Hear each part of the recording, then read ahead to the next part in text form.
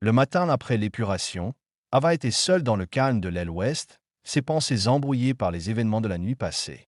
Elle avait vu la chute des hommes qui avaient tenté de tromper Nathanaël, la précision froide avec laquelle il les avait détruits. Et elle en avait fait partie.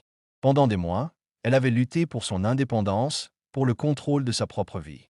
Mais maintenant, au lieu de simplement trouver un travail, elle avait pénétré dans une guerre qu'elle n'avait jamais eu l'intention de mener.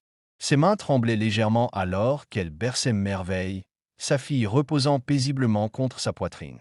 Avait-elle fait le bon choix? Elle voulait de la sécurité, un nouveau départ.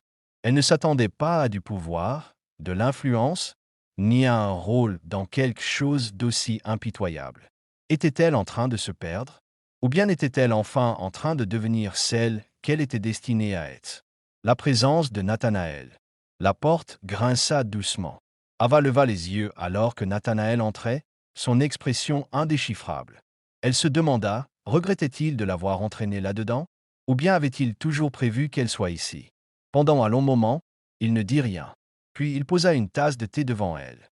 Nathanaël, doucement, tu n'as presque pas dormi. Elle expira brusquement, un petit rire fatigué lui échappant. Il n'avait pas tort. Un silence s'installa avant qu'elle ne trouve le courage de poser la question. Ava, doucement, regrettes-tu parfois les choix que tu fais? Nathanaël s'appuya contre le dossier de sa chaise, l'observant attentivement. Nathanaël, pensif, seulement ceux qui n'étaient pas nécessaires. Ces mots restèrent suspendus dans l'air. Et Ava se demanda, était-ce nécessaire? Avait-elle réellement besoin d'être impliquée? Ou bien s'était-elle simplement laissée emporter par son monde?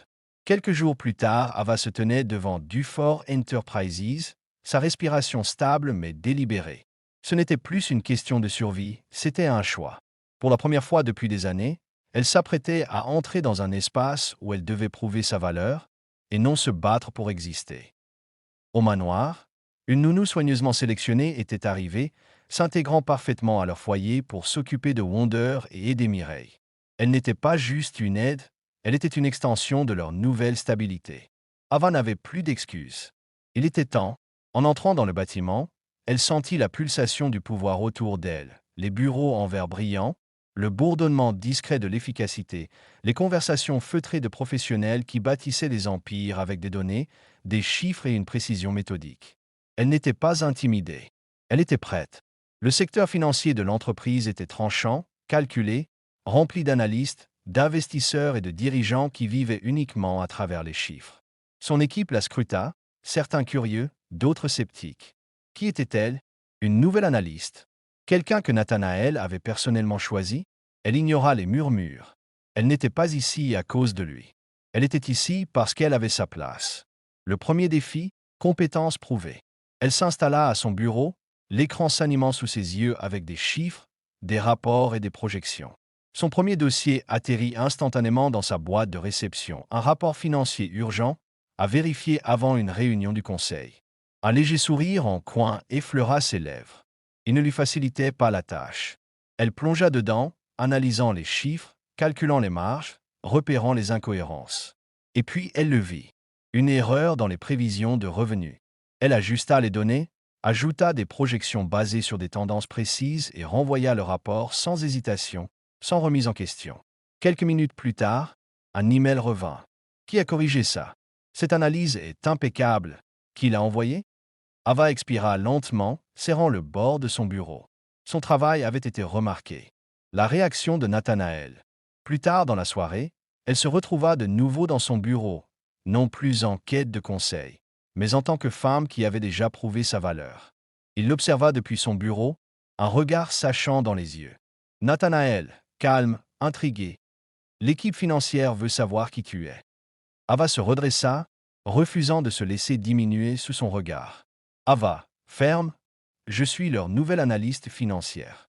Un silence assez long pour que quelque chose change entre eux. Nathanaël sourit, un instant rare et fugace. Nathanaël, doucement. Bien. Qu'il se pose la question. Et comme ça, elle était arrivée. Un mot qui changea tout. Une année s'était écoulée, et tout avait changé. Ils étaient assis ensemble, Mireille, Ava, Nathanaël et Wonder, partageant un repas comme n'importe quel autre soir, des conversations légères, cette chaleur devenue leur quotidien. Merveille était blottie entre Ava et Nathanaël, ses petits doigts s'accrochant au bord de la table, ses yeux curieux observant, absorbant tout autour d'elle. Et puis, elle parla. Un seul mot. Deux. Clair. Décisif. Papa. Le temps s'arrêta. Ava se figea, son cœur battant plus vite alors qu'elle tournait son regard vers Nathanaël. Mireille inspira profondément, la surprise vacillant dans ses yeux. Mais Nathanaël ne bougea pas. Il fixait simplement Merveille, son expression indéchiffrable, quelque chose de profond bougeant sous la surface. Et puis, Merveille rit, fière d'elle-même, tendant ses petites mains vers lui comme si rien au monde n'avait changé. Mais tout avait changé. Car en un seul mot, quelque chose venait d'être décidé, quelque chose que Ava et Nathanaël n'avaient jamais osé dire à voix haute.